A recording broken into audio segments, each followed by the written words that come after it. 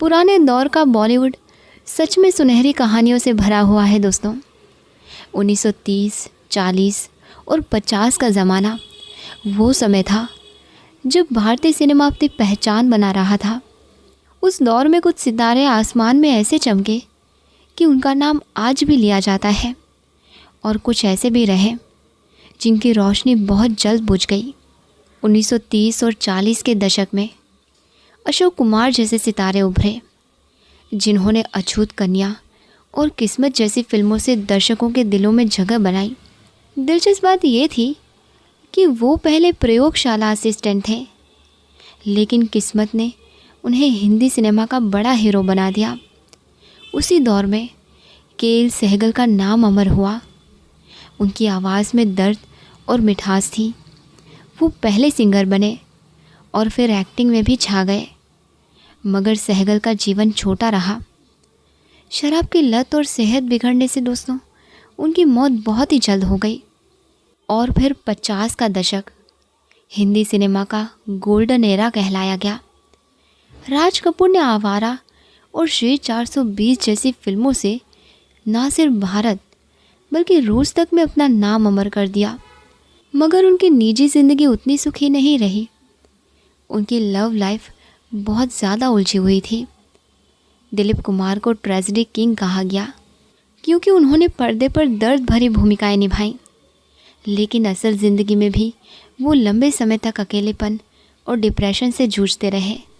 देवानंद, जो अपने स्टाइल और रोमांटिक इमेज से हमेशा जवान दिखे, उन्होंने ज़िंदगी को रंगीन अंदाज में जिया और आखिरी सांस तक फिल्मों से जुड़े रहे। इसी दौर में गुरुदत्त आए, जिन्होंने प्यासा और कागज़ के फूल जैसी कालजयी फिल्में दी, लेकिन असल ज़िंदगी में वो बहुत दुखी रहे। शोहरत और कामयाबी के बावजूद उन्हें प्यार और सुकून नहीं मिला। उनकी मौत आज भी रहस्यमयी मानी जाती है दोस्तों। किसी को लगता है कि यह हादसा था, तो किसी को लगता है कि यह आत्महत्या थी। 60 का दौर नए हीरो और नई नायिकाओं का दौर था। शम्मी कपूर अपने जोश और नृत्य शैली से अलग पहचान बनाए। मीना कुमारी, जिन्हें ट्रेजेडी क्वीन कहा जाता है, पर्दे पर जितनी खूबसूरत और संजीदा नजर आई, असल ज़िंदगी में उतनी ही तन्हा और दुखी रहीं। शराब और अकेलेपन ने उन्हें धीरे धीरे तोड़ दिया। मधुबाला जैसी हुस्न की मलिका, जिनकी मुस्कान पूरी दुनिया जीत लेती थी, दिल की बीमारी से बहुत जल्द ही दुनिया छोड़ गई। उस दौर में कुछ कलाकार ऐसे भी थे दोस्तों, जिन्होंने छोटे छोटे रोल से शुरुआत की और बड़े सितारे बने, जैसे राजेंद्र कुमार, जिन्हें जुबली कुमार कहा गया। वहीं कुछ सितारे अचानक गुम हो गए। उनके पास कभी दौलत और शोहरत थी, मगर समय बदलते ही सब छिन गया। उस दौर की सबसे बड़ी सच्चाई यही है दोस्तों कि पर्दे पर हंसाने और रुलाने वाले ये सितारे असल ज़िंदगी में अक्सर दुख, तन्हाई और संघर्ष से घिरे रहते थे। किसी के पास इतना नाम और इतना पैसा था कि संभालना मुश्किल, और किसी के पास अपने अंतिम समय में 2 वक्त की रोटी तक का सहारा नहीं। यही विरोधाभास पुराने बॉलीवुड को और भी रहस्यमय और दर्द भरा बना देता है। साल 1931 में आलम आरा आई और लोगों ने पहली बार पर्दे पर आवाज़ सुनी। सिनेमा का असली दौर यहीं से शुरू हुआ। के.एल. सहगल, इस दशक के सबसे बड़े नाम। उनकी आवाज़ में ऐसा दर्द था कि लोग रेडियो पर सुनकर रो पड़ते थे। साल 1935 की फिल्म देवदास, स्ट्रीट सिंगर जैसी फिल्मों ने उन्हें अमर बना दिया, पर निजी जीवन में वो शराब और अकेलेपन से जूझते रहे और 42 साल की उम्र में उनकी डेथ हो गई। देविका रानी, इस दौर की पहली लेडी सुपरस्टार।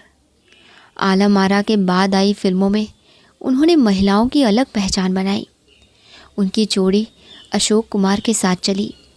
सुरैया, वो गीत भी गाती थी और अभिनय भी करती थी। अनमोल घड़ी जैसी फिल्मों में उनकी मासूमियत ने सबका दिल जीता। उनका दिल देवानंद के लिए धड़कता था, मगर परिवार की वजह से शादी ना हो सकी। नूर जहाँ बंटवारे से पहले हिंदी फिल्मों की सबसे बड़ी गायिका अभिनेत्री पाकिस्तान चली गई और वहाँ भी मलिकाए तरन्नुम कहलाई। उस दौर के लोगों में एक अलग ही किस्म का अपनापन था दोस्तों। मोहल्ले में अगर किसी के घर नया रेडियो आता तो पूरा पड़ोस इकट्ठा होकर बिना का गीत माला सुनता। जब कोई नई फिल्म आती तो गांव कस्बे के लोग बैलगाड़ी से शहर जाते सिर्फ सितारों को बड़े पर्दे पर देखने के लिए। कलाकारों को भगवान की तरह माना जाता था।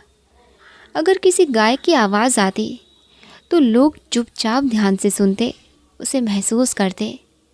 सिनेमा सिर्फ मनोरंजन नहीं था उस दौर में, बल्कि रिश्तों, भावनाओं और इंसानियत का आईना भी था दोस्तों।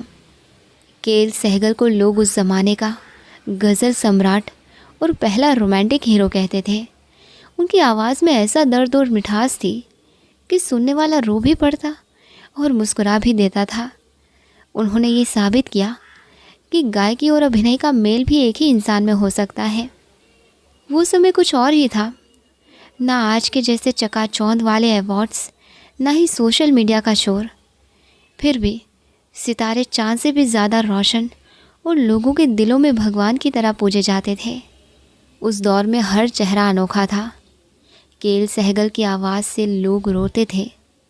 अशोक कुमार ने साबित किया कि हीरो खूबसूरत नहीं, अच्छा इंसान होना चाहिए। दिलीप कुमार ने अभिनय को नया मायना दिया, दर्द को किरदार बना दिया। राज कपूर ने आम आदमी के सपनों को पर्दे पर उतारा। देवानंद की मुस्कान और अदाओं से लाखों दिल धड़के। गुरुदत्त ने कैमरे को कविता बना दिया। मीना कुमारी, नरगिस, मधुबाला, वैजंती माला, सुंदरता और दर्द का मेल। रफ़ी साहब, मुकेश जी, किशोर दा, लता दी, आशा ताई, वो आवाज़ें जो इंसान को धरती से उठाकर आसमान में ले जाती थी। हर सितारे की अपनी खुशबू थी, कोई दर्द की मिसाल, कोई खुशी का चेहरा, कोई मासूमियत का आईना। उस दौर का संगीत आज भी अमर है। नौशाद साहब के सुर, शंकर जयकिशन का जादू, एस.डी. बर्मन का नशा और ओ.पी. नैयर की धड़कन।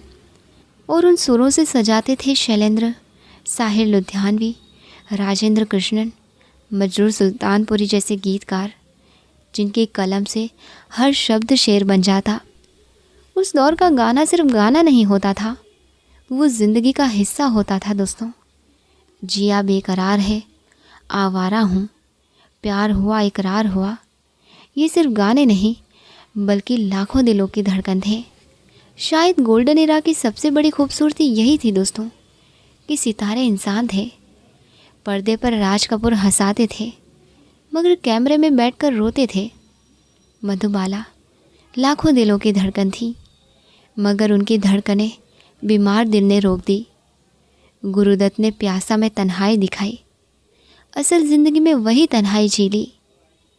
मीना कुमारी की आंखें कविता थीं लेकिन उनकी ज़िंदगी अधूरी मोहब्बत और शराब में डूब गई। लोग समझते थे ये सिर्फ अभिनेता नहीं बल्कि हम जैसे ही इंसान हैं जिनका दर्द भी सच्चा है। उस दौर में मोहब्बत सच्ची होती थी, मोहब्बत जो ख़तों से शुरू होती, गानों में पलती, आँखों में खिलती। कोई अपने प्रिय को रफ़ी साहब की आवाज़ में गाया गाना भेज देता था और वो सबसे बड़ी मोहब्बत की निशानी होती थी। सिनेमा हॉल में अजनबी लोग साथ बैठकर रोते और हंसते थे। इसलिए कहते हैं वो दौर सितारों का नहीं था, वो दौर इंसानियत का था। सितारे बस उसकी रोशनी थे।